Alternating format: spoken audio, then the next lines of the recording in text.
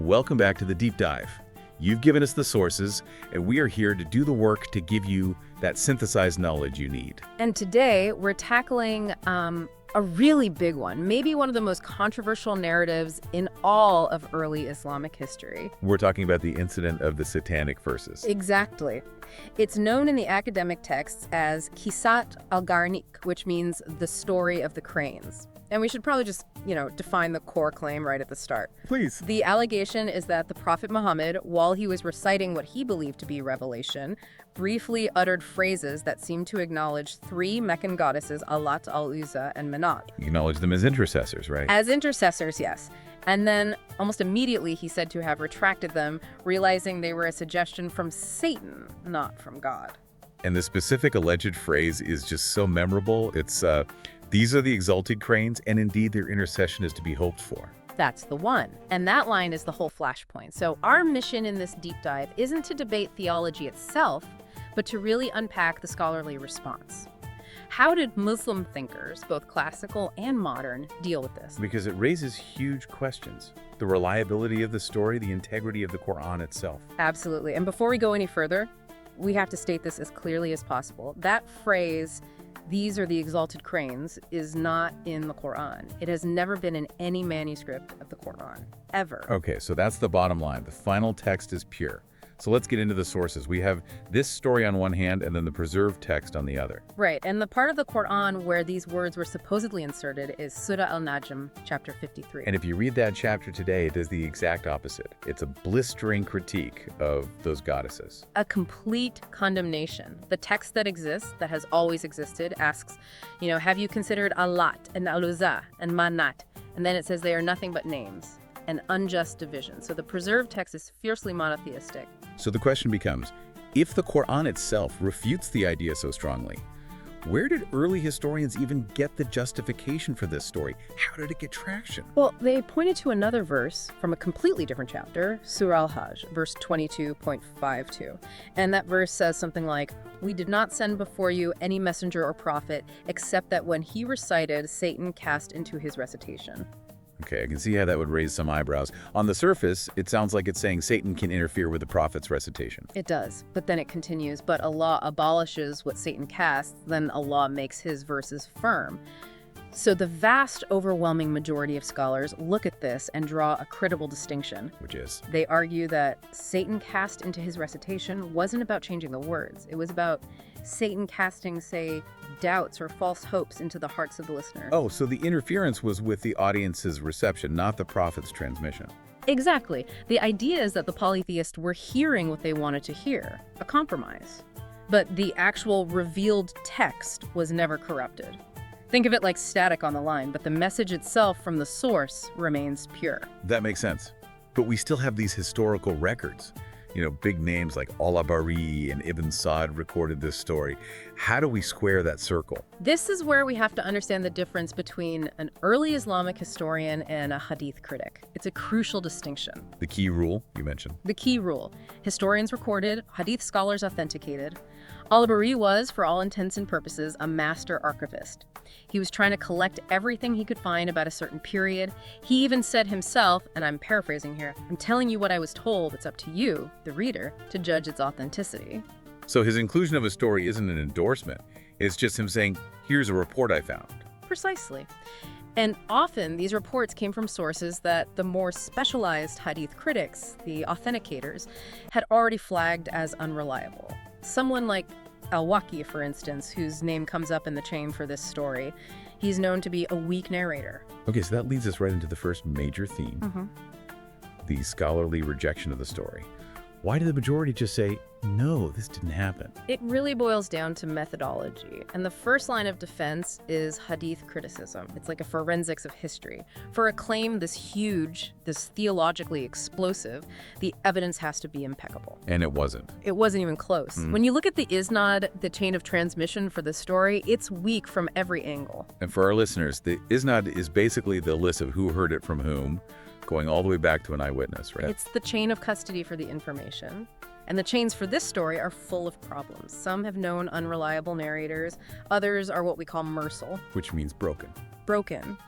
The link to the eyewitness, the companion of the prophet who was actually there, is missing.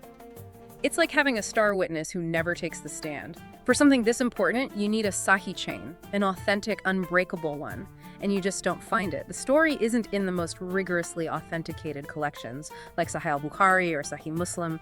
They just left it out. So the human transmission was too faulty to be trusted. What about the other big argument, the preservation of the text itself? This is really the trump card. The entire foundation of the Quran's integrity rests on the promise in the text itself, in Surah 15, verse 9. Indeed, we have sent down the reminder, and we will protect it. And the proof of that protection is a concept called tawatur. Yes, and tawatur is. It's more than just a few people remembering something. It's mass, multi-generational transmission. So not one person's memory, but thousands of people in different cities across generations, all reciting and writing down the exact same text, word for word, without collusion. Exactly. It's a level of historical certainty that is, frankly, unparalleled for a text of that age. And the simple, unassailable fact is that the Satanic verses are not part of that tawatur. They were never written down in the canonized manuscripts, the mushaf, never memorized by that mass of people. Their non-existence in the canon is the ultimate proof that the divine protection worked. So even if a momentary slip-up occurred, it was never allowed to become part of the final protected scripture. It was caught and deleted before it ever went to print, so to speak. Okay, that clarifies the question of abrogation, or naskh. I've seen that brought up. But if the words were never divine, they can't be divinely abrogated, can they? That's a great point. It's a technical distinction, but an important one. Naskh applies only when one divine verse supersedes a previous divine verse. Since these words are considered satanic suggestion, not revelation, they fall completely outside that process. They weren't abrogated, they were just nullified, rejected. Right. But that still leaves us with the big theological question, the one critics always come back to. Why would an all-knowing God even allow his prophet to utter false words, even for a second? And that's the honest struggle. A few scholars who entertained the idea that something happened framed it not as a failure, but as a test, a fitna. They go back to that verse, 22.52, and say the purpose was to demonstrate immediate public divine correction. So it wasn't about showing the prophet was fallible, but showing that God's quality control was infallible. That's a perfect way to put it. It was a live demonstration. God allows the whisper to be spoken only to then immediately and powerfully erase it with the true revelation. It exposed the hypocrites who were delighted by a potential compromise, and it strengthened the faith of the true believers who saw the truth win out instantly. And this ties into the doctrine of isma, or prophetic protection. How's that reconcile? Well, the classical understanding of isma is that the prophet is protected from error in two key areas: conveying the divine message and establishing religious law. It doesn't mean he's immune to trials or temptation or momentary human lapses in other areas. It's less of a shield and more of a divine firewall. An error might be attempted, but it's blocked and corrected instantly. Precisely. The correction is the proof of isma. It shows the system working in real time to prevent any permanent corruption of the message. And the Quran itself isn't shy about this. There are other places where the prophet is gently corrected by revelation. Yes, and that transparency is a huge point. In Surah Abasa, for example, the prophet is corrected for turning away from a poor blind man to speak with some wealthy elites. The fact that God includes the record of his own prophet being corrected in the sacred text shows that the ultimate priority is the integrity of the message, even over the image of the messenger. Let's pivot to the historical context, because for me, this is where the story really starts to feel, well, unbelievable. It creates a massive contradiction with everything else we know. The entire Meccan period, 13 long years, was defined by one thing above all else: an absolute, unwavering refusal to compromise on pure monotheism. I mean, he was facing boycotts, persecution, the torture of his followers. And the Quraysh, the ruling tribe, were practically begging him for a deal. They offered him kingship, wealth, marriage, anything he wanted if he would just soften his stance on their idols. Just a little bit. And he refused every single time. There's that famous chapter, Al-Kafirun, you have your religion and I have mine. It's a line in the sand. It is.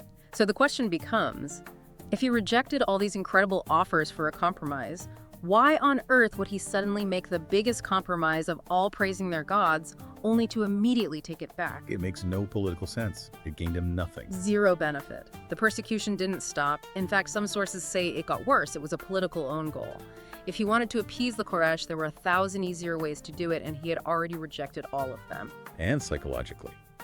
The consistency of the Quranic message over 23 years is remarkable. A sudden deviation like this seems out of character for the process of revelation described everywhere else. That coherence is a key scholarly argument. The revelation is presented as an external, objective source, not an internal psychological process prone to wishful thinking.